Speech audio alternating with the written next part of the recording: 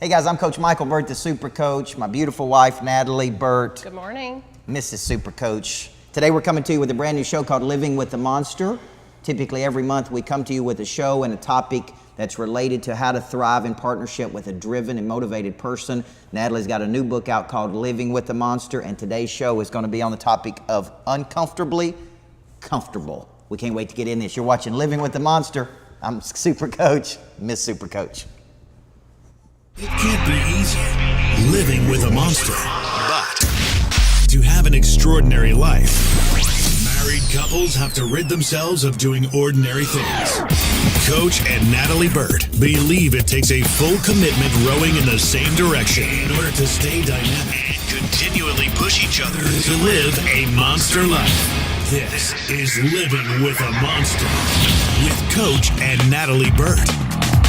Hey guys, welcome back to Living with a Monster. If you've ever been in partnership with a driven, motivated person, if you've ever been out there in the world married to a person that you think, man, I just don't understand this person sometimes, how their drive and their push, then this show is going to be for you. And we like to talk about the purpose of this show. Purpose of the show is really how to thrive in partnership with a driven person. Right. I wrote down difficult person on here, but I really meant to say driven person. And Could listen, be difficult. And this has to do with personality types. This has to do with the person's raising. This has to do with who a person becomes in life. It has to do with their goals and their ambitions. And, you know, really we do this show for couples that are out there because of what we hear. And what we hear every single month sometimes is I can't get my partner on board. I'm growing, but they're not growing. I'm trying to go to a higher level. I can't get them to a higher level. There's a lot of friction. And ultimately, all of this led up to you writing a book called Living with the Monster. Now, you know, we got the Monster brand. We got Monster Producer, Monster Faith. We got Monster Kids. We got Monster Everything.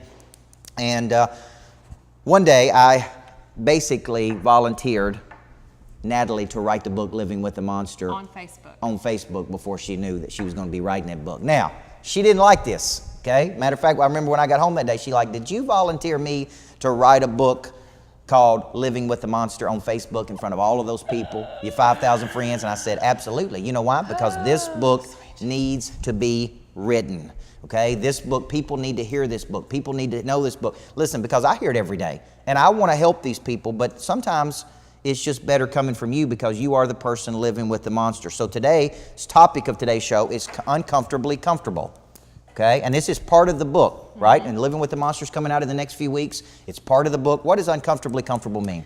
Well, I think it's you're in a place where you're complacent, but you're not comfortable with it. So you're uncomfortable, you want to change, you want to grow. You know, I felt some frustration in the past because I knew I was capable of more, but just didn't know how to get there. And so I think that's where that comes in and how you would feel that way. Well, I was thinking, I'm laughing because I was thinking about, you know, Natalie came to one of my workshops many years ago, and did you pay for it or did your company pay for it? I'm pretty sure they paid for it. Okay, the company paid for her to go. She may have been on an employee improvement program. I don't think so. I was good at my job. But she was very good at her job. But the reality was she was uncomfortably comfortable. She was in a job. She had a lot more to give. She had a lot more to offer the world. She started to feel that and sense that. So she was happy, she was content, but she wasn't satisfied. And I think that's a big part of what we're looking at is happy, content, but you're not satisfied. Now, uncomfortably comfortable to me, when you say complacency is a gradual settling to a place of mediocrity. That's the definition of complacency. And I can't tell you how many people allow themselves to gradually settle. They gradually settle in how they look. They gradually settle in how they act. They gradually settle in what they do. And this becomes very unattractive to the world. It's got to become unattractive to your spouse. So when you're thinking about this, I wrote down at the edge of discomfort, you know, what we really try to do is push each other to a little bit of discomfort, although it's not easy. And our pastor always says on the other side of discomfort or the other side of conflict is a deeper intimacy with your potential. And so when you're thinking about this, me pushing Natalie to write the book was uncomfortable for her because she had never written a book. She doesn't like the spotlight like I like the spotlight. She's in the background. She's like a number two, like a person behind the curtain doing a lot of the work, getting a lot, but I'm out front. So that was a very uncomfortable thing for you when I said you need to write that book. So, but here's the deal. I think at the end of the day, she wrote the book. Book's finished. Book's going to be great. I've read the book. It's going to help a lot of people. It's going to be out in the next few weeks. It's called Living with the Monster, How to Thrive in Partnership with a Driven Person. And many of you people understand this. So what did you learn by writing the book? Because I know you had to learn something. I know what I think you learned, but I want you to talk to them about what you... Well, I did not want to do this. I mean, there was no part of me that wanted to do this. I didn't know anything about it. It was very intimidating to me. What if people don't like it? All those things go through your mind. But what I did learn, there was a moment writing it that I learned that there is no one else that can do this. He can't write this. I'm the only one that can tell this story and what it really feels like and connect with people that are married to monsters. There's no one else that can do it. So I felt a sense of responsibility and to help. And every time we have a couples function, we've filmed this show a couple times live with an audience here, and the room is packed, and it just shows me that it is a great need. Whether I, am comfortable doing it or not, it's my responsibility. So. Now, that's a big point right here, because here's what she's basically saying. She's saying that she felt a bigger responsibility than that was an override to her comfort.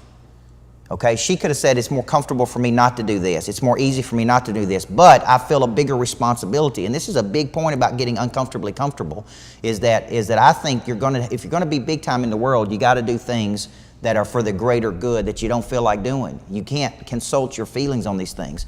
The good that this book will do, the people that it will help, the people that are married to or living with a very motivated and driven person that they can't understand, that's going to far exceed, in my opinion, the good of the discomfort that she experienced writing this book. Okay, Now maybe I'm wrong, but that's what I see. And for all the husbands that see something in their wives, for all the wives that see something in their husbands, for all them, I don't think it's a bad thing to create a little bit of creative tension, a little bit of push, a little bit of discomfort in helping them break through some of the ceilings that they've got. It's not always going to be easy, because we think conversations are not easy. Yeah, listen, we think very different about these things. Okay, we think very different on a lot of things as it relates to how we attack a day, about how we attack projects, about how I write books, about how I do this. So this is an uncomfortable place, but at the end of the day, I really think the finished product is going to supersede some of that discomfort. Now, what she was saying is she did use a person to help her write the book, and what she found out during the process is no matter how good that person is, no matter how good another person is, how good a ghostwriter is, at the end of the day, she's the one that has the experiences. She's the one that's got it in her brain. She knows what it's like living with a maniac like me. So when you think about this concept, this book is going to help a lot of people. We're going to be doing events. We're going to release her book, Living with a Monster, at the same time we release Inside the Mind of a Monster. She's got a couples goal guide that will help you work through this. So it's going to be a big thing. So let's take a break right there. When we come back, we're going to talk about how do you get in this place of being uncomfortably comfortable, because it's the easy way out to get in a place of comfort, to get in a rut, to get so comfortable that you're just moving along at a slow pace, a turtle's pace, and you're not really going out there and attacking this. We're going to show you how do you get in this place, then we're going to come back and show you how to get out of this place. You're watching Living with the Monster with Micheal and Natalie Burt. Hey guys, I'm Coach Micheal Burt, the Super Coach. Over the last 10 years, I've been coaching some of the top performers in the world. First as a women's basketball coach that won championships, and then I began writing books coaching business people all over the world, especially in key areas: insurance, mortgage, real estate, financial services. These are highly saturated and commoditized industries. My message is about how do you look different and run faster? How do you follow up like a champion, 7 to 15 touches? How do you go inside the mind of a monster producer? So at the 8% Nation Tour, I'm going to bring my thunder to you. I'm going to bring a great methodology. I'm going to show you how to follow up like a professional. I'm going to show you how to leverage your talents.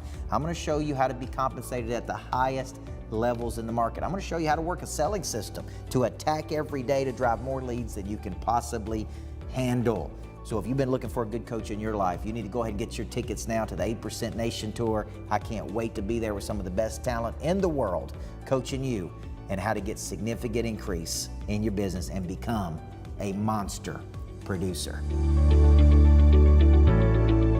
All right, we're back living with the monster here at the Greatness Factory. Hope you're having a great day. We got a lot of stuff planned. We got monster teams coming in this morning. For all the people that are in Monster Producer, they're the entrepreneur, but they want to get their team on board, their team coached up. We're doing monster teams this morning, and then this afternoon we're headed over to Hendersonville, Tennessee to kick off a new market. And man, I don't know that I've ever kicked a market off. I'm talking Houston, Phoenix, Dayton, Memphis. It doesn't matter that's had the number of people enroll in the first day. So we're expecting a sold-out audience today in Hendersonville this afternoon. I'm extremely excited about it. It's telling me there's a hungry market over there that we need to be getting into. And like a bunch of cheetahs, we're going to go over there and get involved in it, okay? We're going to get involved in it. Now, we're talking today on Living with the Monster. How do you get in this place of being uncomfortably comfortable? Because there's a part in the book where there's a little section in the book where you talk about this, uncomfortably comfortable. Go back and let's revisit the definition. Okay. The definition of uncomfortably comfortable is what? Being complacent, but being uncomfortable with it because you know you have more potential than what you're actually living out. So it's uncomfortable, but you're also very comfortable in your day-to-day. That's right. And then you had described complacency as what? A gradual settling to a place of mediocrity. Okay, now, that's a strong definition. It is, and I think no one would say this is a goal of mine, to be mediocre. Yeah. You didn't send your kid off to school this morning and say, hey, go gradually settle to a place of mediocrity today. Go be average today. I was telling Ella Grace this morning, I'm like, if you got something big on your schedule today, you know, she's 6 years old. And she's like, long day, Daddy, gymnastics tonight. And I'm like, that's right. Hey, listen, every day is a big day. If you get your mindset that you're going to create something, every day is a big day.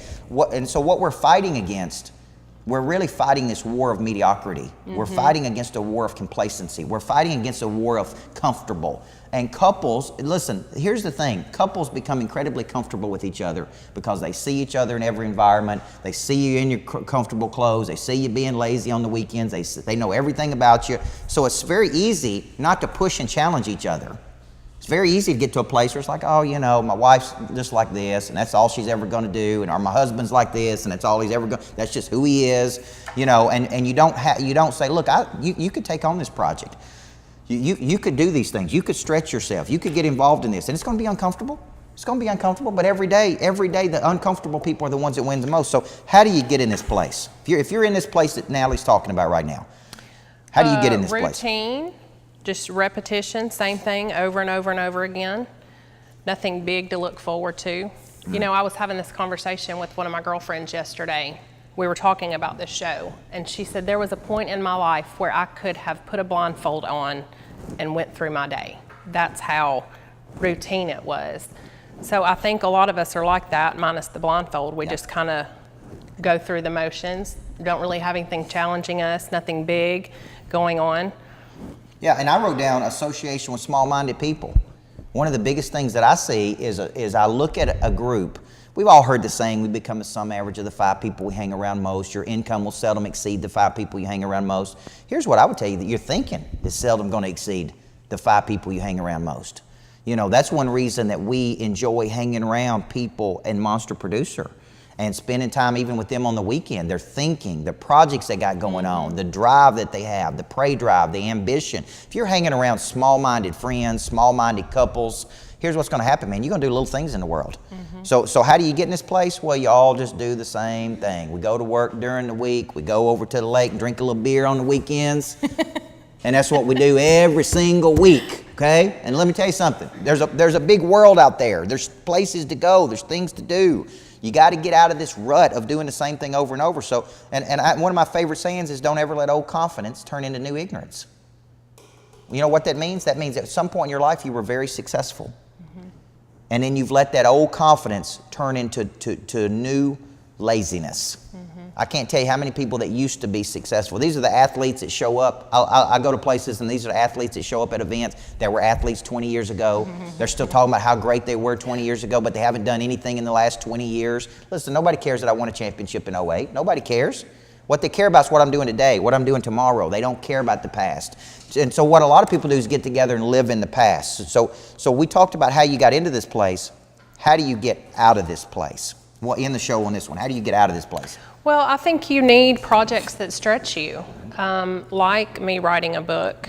And by the way, was a lot easier than I thought it was going to be. Yeah. But for my example of this is our close friend Brittany over at the Exchange Boutique here in town. I remember she just moved locations, and the morning, I wish I could show the video of her that morning. She was like, I'm having heart palpitations. I can't breathe. Like, I'm freaking out to open this new location, because that was a scary thing for her. But now, 80% of her foot traffic did not even know that she was in business for the last year. So I think this is important, to do things that stretch you and challenge you every day. Well, and I wrote down, when how do you get out of this? You got to have a bigger vision. You got to commit to a bigger vision. Right now, we're building a $3 million greatness factory. We've got a contract on a lodge that we're looking at. We've got all of these things that we're trying to get involved in. We're trying to build, scale, and grow things. We're trying to franchise Greatness Factory. Trying to open Greatness Factory for kids. We're trying to build Monster Producers. Say, that's a lot of stuff going on. That's the way I like it, man. I get bored if we're doing little things. I got to have big things in front of me. My mom worked for years, worked in a long-term health care facility, and she said that there's 3 reasons that people pass away at the end of their lives outside of natural disaster. They run out of money. This is big. Because when you run out of money, you run out of good care. Okay. Number 2, they run out of love. Nobody comes to see them. Nobody loves on them. They run out of love. And the third thing they run out of, which is, I think, one of the most important things, is they run out of purpose. I have to put things in front of me. Now, let me tell you something. My staff is not going to understand 98% of the things that come out of my brain, because my brain is operating at a frequency that will say, well, you need to slow down. You need to relax. You need to enjoy this. You need to smell the roses. My own family says this to me, okay? But here's the deal. If you're living with a monster, that's the way a monster thinks. What you don't want to do in a partnership is suppress that. You don't want to suppress that drive, because that drive is what pushes it. There's a big difference in me understanding you and me accepting you. That's right. The way you are. So I'm not going to understand that ever. I'm not ever going to understand the way he thinks, because I don't think that way. But I can accept it and not suppress that. Now, so when you think about this, let's end the show on this. So congratulations to Brittany Renee Brandon, who's out there doing big things. Got a new shop she opened up at the Exchange. I know what it's like to take on rent. I know what it's like to be scared. I know what it's like to buy inventory, and I certainly understand. So that's an example of not getting comfortable. Her and Tommy are a good example of 2 people pushing and stretching each other. Okay. Yes. So what do you need? You need something in the future, man. You need to sit down with your spouse, and you need to create something in the future that you say, this is a big thing, and it's going to be scary, but we're going to do it. And then you need a commitment to go all the way with it. Not halfway, not part way. You need a commitment to jump in and go the distance, even when it's uncomfortable for you. Because you said that magic word right there. It's not always about understanding your partner. It's sometimes about just accepting this is who they are as a person. This is how God wired them. This is what they're doing. They want to do big things in the world. And I remember a point in our relationship where you said, I'm going to quit fighting you on who you are and what you're trying to do, and I'm going to get on board and join you in that. And I think that was a pivotal moment for us, because there was no longer this friction about, hey, he's doing big things in the world, and he's always doing something, and he's taking notebooks to dinner, and he works on Sunday afternoons, and I'm not going to change this guy. What I want to do is just get on board with where we're going. And when that happened, a lot of our potential opened up, I feel like, okay? So Natalie's now doing her own retreats, which I'm proud of. She's now got her own book out called Living With. She's already selling tickets to her next retreat. I'm like, man, we ain't even selling tickets to next year's retreat. She's already wanting to sell. Fun. She's already enrolling people for next year's retreat, man. I'm like, I done created a monster here. She's gonna be wanting to do a retreat every month, which is, hey, as long as they're profitable. And I don't have to go down there. I'm happy, man. It's a good deal, okay? So, guys, I hope you enjoyed the show today, Living with the Monsters. Anything else you want to add to these folks? I don't think so. This is a good topic, uncomfortably comfortable. If you're out there in the world and you're like, that's me, they're talking to me. I will say this, the Couples Goal Guide that's coming out with my book, we will be doing a live event here at the Greatness Factory for couples. If you're interested in sitting down with your partner and planning that, ultimately through the Goal Guide, you will create a monster vision together, which I think is important, not just knowing what it's like to live with him or live with a monster, but how to create that monster vision together as a couple. So we'll be doing that as soon as the book comes out. You know, as I was going back and looking at the book and reading the book, and a big part of the book is always going back to that vision. When you get off track and you get in a rut, you go back to the big vision. Constantly reconnecting to that. So we'll be doing a big event here. We'll have all of the books, the Goal Guide, you'll work through it. Listen, just get your partner here. Just say, hey, come and experience this. It'll be fun. It's not going to be stressful. Listen, it's not going to be stressful at all. It's going to be fun. It's going to be entertaining. So if you're not a Monster Producer and you're watching the show, we do lots of events together. Okay, I can't do a show without plugging Monster Producer. You know what I'm saying? I know. You got to get involved in what we're doing. We're doing stuff for the family. We're doing stuff for the kids. We're doing stuff for everything you can imagine in Monster Producer. That's why the network is so strong. And you get your significant other on board, you're going to do big things in the world. So thank you guys for joining us. Thank Brand you. new episode, Living with the Monster, Uncomfortably Comfortable.